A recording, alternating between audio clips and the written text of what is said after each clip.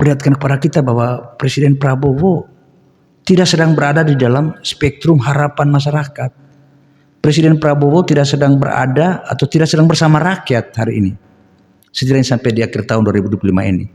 Presiden Prabowo sedang berada di dalam spektrumnya sendiri, yaitu spektrum koalisi. Dan di dalam spektrum koalisi ini, eksperimentasi politik beliau tidak juga menunjukkan bahwa dia mengambil jalan tengah yang relatif bisa diterima semua pihak. Yang terjadi adalah di dalam spektrum tadi, dalam mengelola dilema eksistensial beliau antara berlanjut atau berubah, beliau memilih keberlanjutan. Saya sekarang tidak terutama sekali berbicara sebagai presiden mandataris. Saya berbicara di sini sebagai penyambung lidah rakyat Indonesia. Ya, kita bahas kembali ya.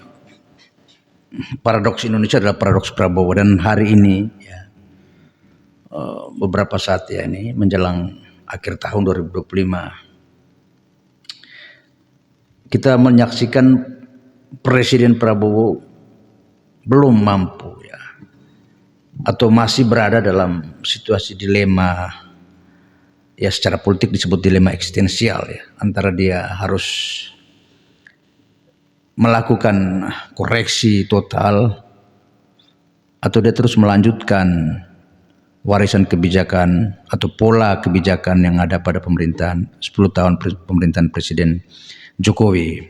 Dan kita tahu ini tidak semata-mata soal ideologi kebijakan, ini juga soal fakta politik di mana presiden memang ditopang oleh kabinet koalisi yang memenangkannya dia pada tahun selama kampanye 2003-2004 Pilpres ya.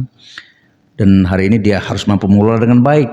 Nah, risikonya adalah ketika beliau harus mengelola bangunan kekuasaannya ini yang sangat faksional, rentan ya, dia butuh stabilitas politik di dalam presidensialismenya ini.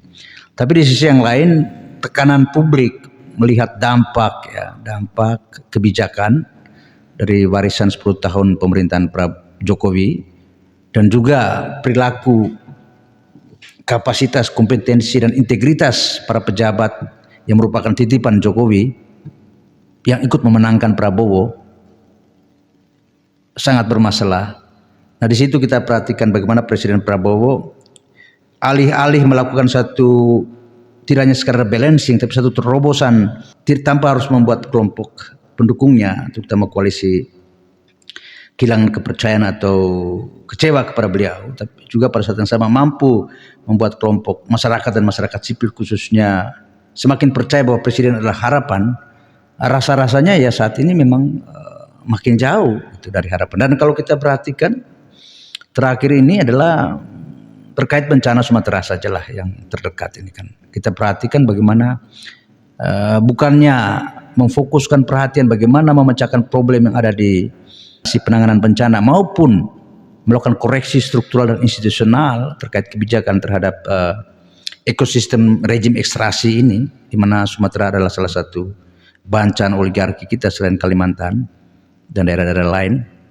Malah presiden kita malah menawarkan mengumpulkan para gubernur dan bupati dari Papua, dari 5 provinsi di Papua, dan mendeklarasikan adanya agenda untuk tanda petik atas nama kedaulatan ekonomi negara ya, dan kedaulatan bangsa gitu ya, justru mendeklarasikan ekstensi lahan untuk sawit dan tanaman komoditas lainnya di Papua. Dan ini tentu secara terang-benderang menunjukkan bahwa memang Presiden Prabowo ini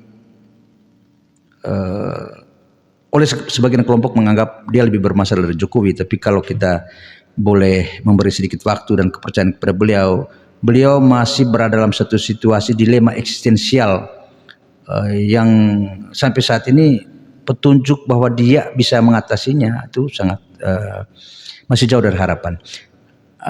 Belum terhitung lagi salah satu kekuatan daripada deep state ini, rejim oligarkis ini adalah Parcok ya, partai coklat yang disebut polisi, ada Sigit ini. Nah, dengan adanya tim reformasi polisi kita perhatikan malah Sigit terang-terangan melakukan pembangkangan terhadap keputusan MK.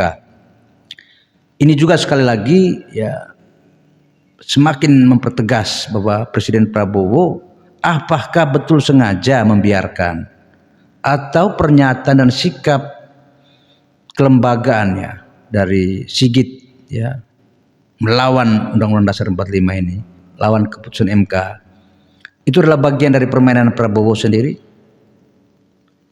Artinya Prabowo membiarkan atau malah mengarahkan agar Sigit melakukan manuver, atau dia tidak terlibat tapi dia membiarkan, atau betul seperti yang dicemaskan banyak pihak bahwa Kapolri jauh lebih berkuasa dari Presiden. Dan ini sangat berbahaya.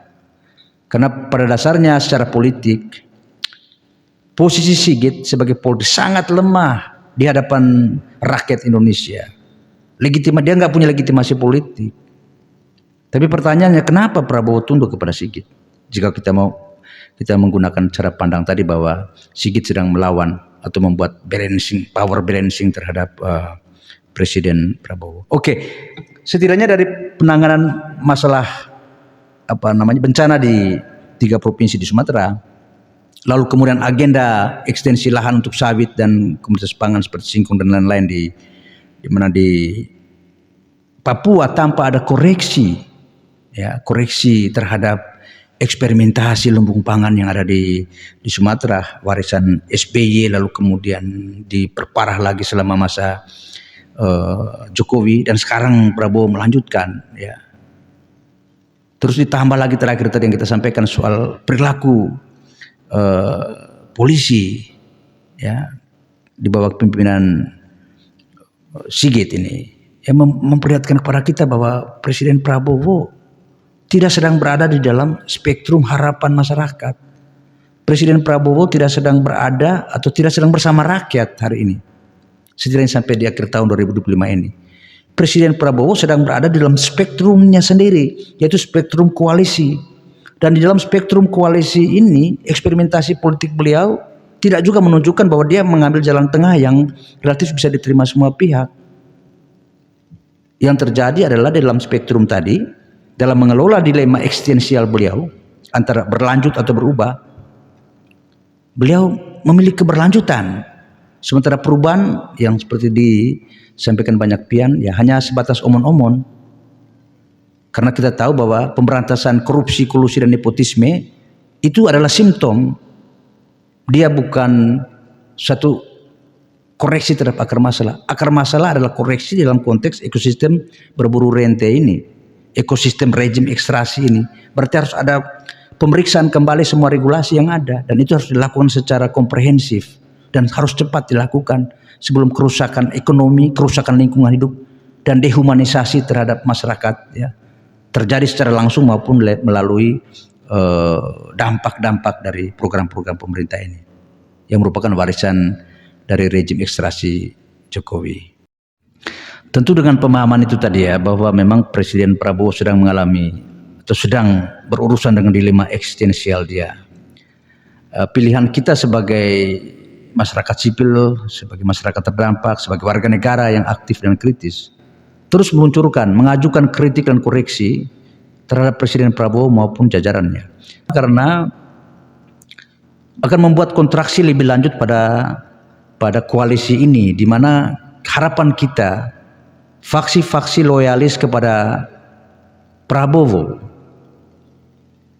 dan yang mendua atau ambigu terhadap Jokowi dalam riwayat politik mereka masing-masing dari sisi partai politik, itu bisa terus menekan Presiden Prabowo, bisa menjadi pembisik kepada Presiden Prabowo bahwa tidak ada pilihan lain agar stabilitas politik akan terjamin ke depan, bahwa Presiden harus merespon aspirasi, pendapat dan harapan dari masyarakat sipil dan masyarakat terdampak, bukan mendengar bisik-bisik kekuatan oligarkis yang bekerja dalam partai-partai besar yang kita tahu selama ini mendompleng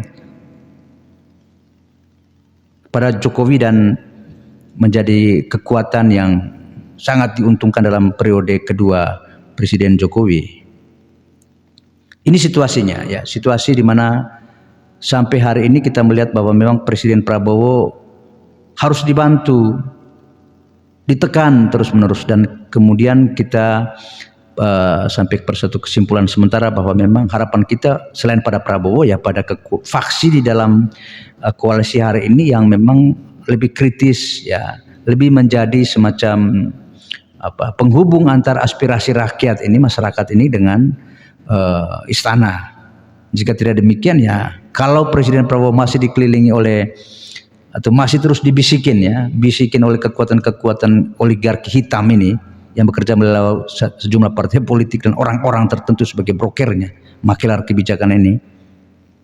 Dan kalau memang kapasitas orang-orang dekat Presiden Prabowo masih sangat terbatas karena adalah pemula dalam politik pembuatan kebijakan, dan mungkin ada keterbatasan dalam kemampuan merespon aspirasi publik, membaca dinamika politik nasional, ya harapan kita ada pada partai-partai yang sudah ada, yang partai-partai itu menjadi pendukung Prabowo, tapi pada saat sama partai-partai tersebut punya sikap yang ambigu atau memang kecewa dan mengetahui dengan pasti bahwa ini merupakan akibat dari rejim keberlanjutan Jokowi. Demikian.